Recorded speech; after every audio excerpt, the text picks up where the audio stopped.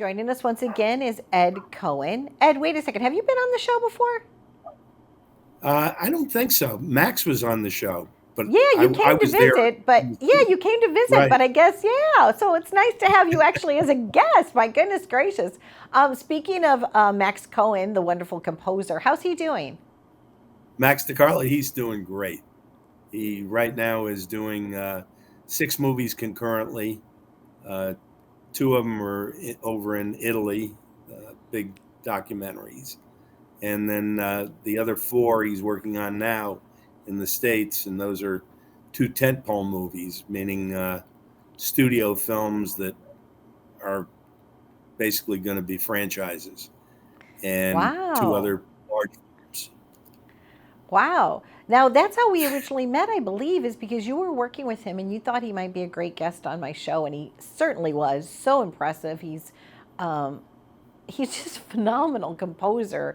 And what it was so interesting about him when I first met him is that he's so humble and so gentle and so sincere. People don't realize the breadth of talent that he has. It's Oh, they off the just don't. charts.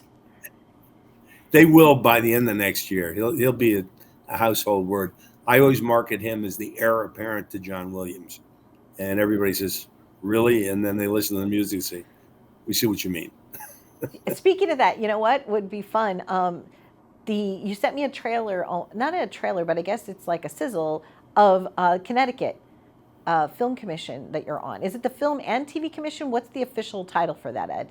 No, it's actually the Connecticut Film and TV Alliance Inc., and we're a Okay. 501c3, and we founded that about a year and a half ago, and finally got our 501c3. That's a long process. Congratulations. And thanks. And the big thing about that was our goal originally was just to save the tax incentive in Connecticut. The legislature was going to do away with it.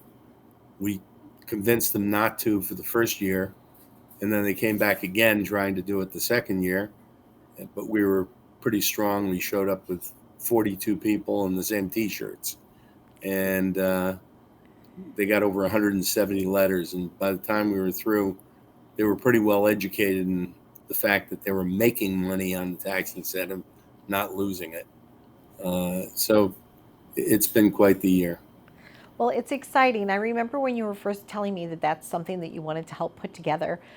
So it is a wonderful, strong alliance. I see that you guys are getting some projects right off the ground. Let's take a listen to the music that Max wrote for that.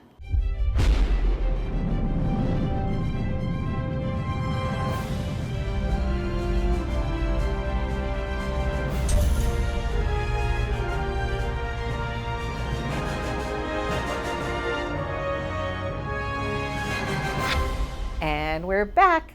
Very fun. Tell us what you enjoy most about that, Ed. Most, um, most times people are like, they're working kind of like they were working in an isolated place, but now things are back together. What is your greatest joy for that? Well, it's the networking helping. I'm working on a project right now. Somebody contacted the alliance, and they were in a contest uh, to do a script uh, on a short film, and it was being sponsored by the Russo brothers, who do all the big Marvel movies, and by the Italian Sons and Daughters of Italy. And so he was one of the first 5 winners for scripts, and it was really neat. They got a $10,000, grant, and then they were told, okay, now do the film. Well, they did that last week, Great. and I had the honor of helping them out because they called. They said, somehow we got to get this going. So I managed to get a few things together for them, and they did an amazing job. I actually ended up volunteering as a an extra, and I got my first line on screen. I can't wait to see what it looks like. Well, I can't wait either. And before we wrap up, because I know that you just had time for a brief visit today, because you've got meetings all day long, I Yeah. wanted you have another friend. sadly, she had a tragedy in her life, but it was a tragedy that ended up becoming a blessing, if you will. Yep. Yeah. Romina Arena, spelled Arena. And she is pretty amazing. She was born in Sicily, and at age 4 became a Mouseketeer for Disney, and she's been with Disney for 40 years now. And she has sung for 2 popes. She's sung for 2 presidents.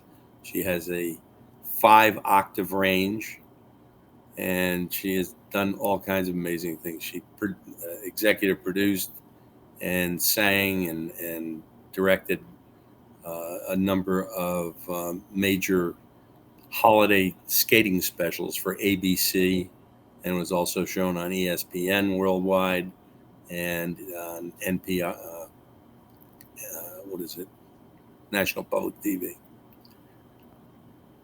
And there's a lot more. I mean, that only starts to scratch the surface. Ed, what's so interesting is the fact that she did overcome, such a tragedy in her life. You wrote to me to talk about the fact that someone had like slashed her throat, and she was a 2-octave singer at the time, but now she speaks 10 languages. She can sing in 10 languages, and she's got a Yep. 5-octave range. So I'm hoping to have her on the show very soon.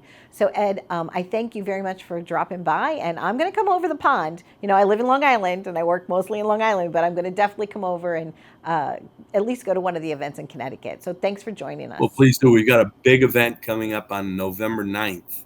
We expect between 500 and 800 people. Well, I will be there. I will put my dancing shoes on. All right. Take care. We Happy would journeys love to that. you. Thank Nice you. to It's see you great again. seeing you again. You too. Be Take well. care. Bye bye.